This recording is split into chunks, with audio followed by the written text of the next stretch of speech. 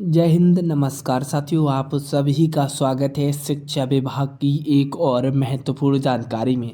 दोस्तों, मिडिल स्कूलों में परीक्षा जो वार्षिक परीक्षा 2026 है, इसको लेकर क्या कुछ आदेश हैं। प्रतिनियोजित स्कूल या फिर मूल स्कूल कहाँ जाना है, इस पर हम थोड़ी सी चर्चा करेंगे, क्योंकि एक संशय का ये विषय शिक्षकों के मन में है और उनके दिमाग में ये विषय बना हुआ है। तो उसी को लेकर हम चर्चा करने आए हैं। दोस्तों, चैनल को जरूर सब्सक्राइब कर लीजिएगा, क्योंकि शिक्षा विभाग के द्वारा जानकारी आपको मिलती है। तो दोस्तों, बिना को समय व्यतीत किए आइए सीधे अपडेट की ओर चलते हैं। सबसे पहले साफ समझ लीजिएगा, 18 मार्च आज केवल 6 से 8 की परीक्षा निर्धारित है। जी हाँ, प्राथमिक विद्यालय 1 से 5 के लिए उस दिन कोई लिखित परीक्षा नहीं है। इस बात को आप ध्यान से सुनिएगा। इसी वजह से कई शिक्षकों में यह दुविधा बन गई है कि उन्हें कहाँ जाना है, आखिर उन्हें जाना कहाँ है। लेकिन जो आधिकारिक अगर शेड्यूल में ऐसा कहीं भी नहीं लिखा है कि आप प्राथमिक शिक्षक फ्री रहेंगे, ऐसा कहीं नहीं लिखा है साथियों, बल्कि उस दिन भी विद्यालय से संबंधित कार्य जारी रहेगा। दोस्तों, इसलिए बिना आदेश के अपनी ड्यूटी में बदलाव ना करें। पूरा मामला आदेश पर निर्भर करता है, अफवाह पर नहीं।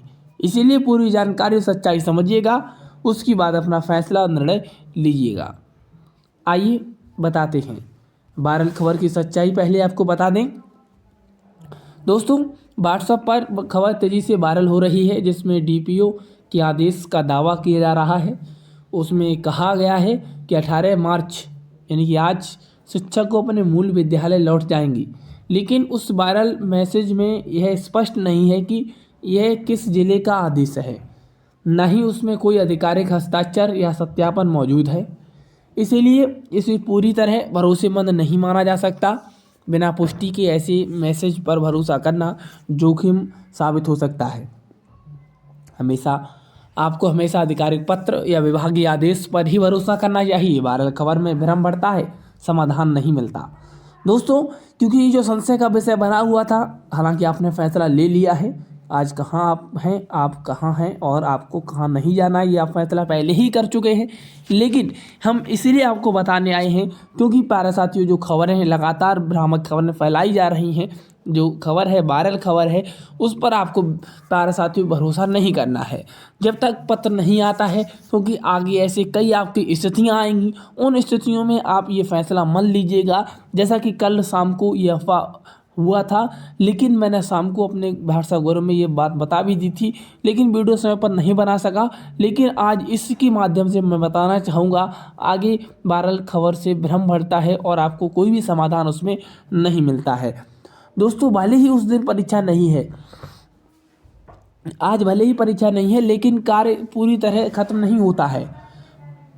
सह शैक्षिक गतिविधि का मूल्यांकन किया जाना, जैसे बच्चों की उपस्थिति, व्यवहार, सहयोग की भावना आदि का आकलन करना है आज।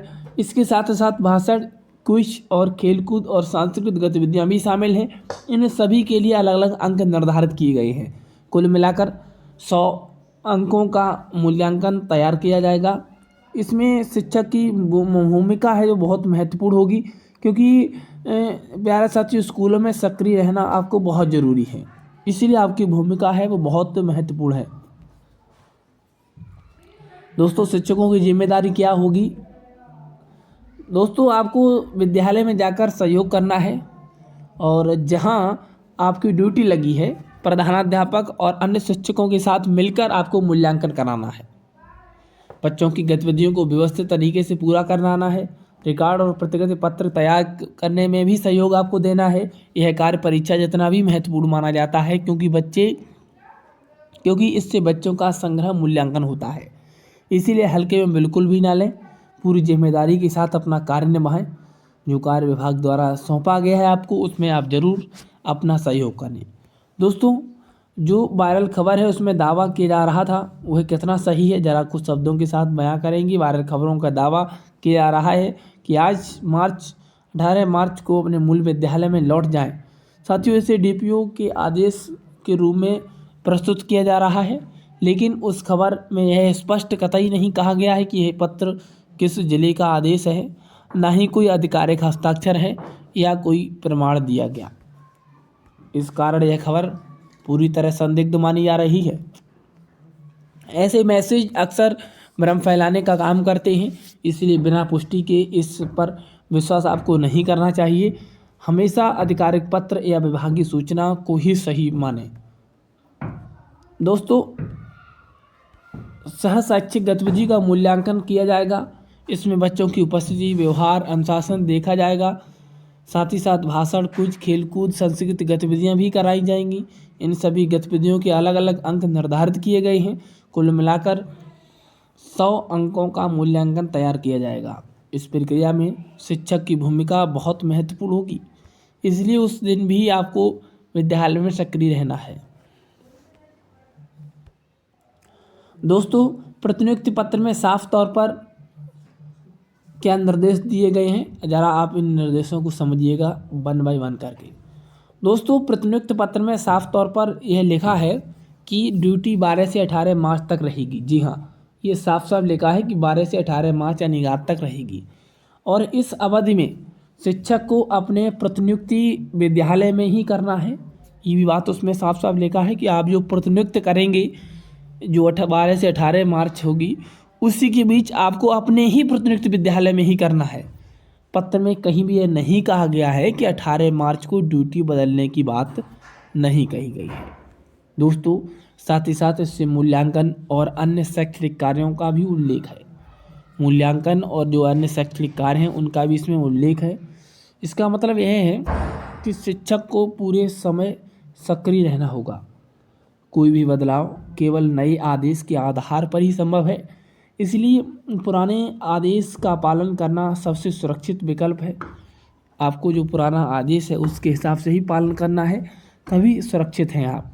यही तरीका सही है और नियमों के अनुसार यह माना जाएगा, क्योंकि जो कोई भी बदलाव केवल नए आदेश के आधार पर ही होगा, लेकिन अभी तक कोई आदेश आया नहीं है, इसलिए आप सुरक्षित तभी हैं जब आप पुराने आदेश का पालन कर रहे हैं।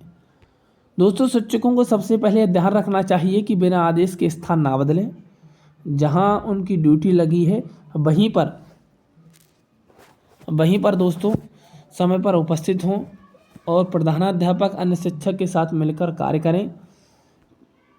सह शैक्षिक गतिविधियों के मूल्यांकन में पूरा सहयोग दें। अपना रिकॉर्ड और प्रगति पत्र को सही तरीके से तैयार रखें। वायरल खबरों और अफवाहों से दूरी बनाए रखें। केवल विभागीय निर्देशों को ही प्राथमिकता दें। इससे आप किसी भी परेशानी या कार्रवाई से सुरक्षित रहेंगी।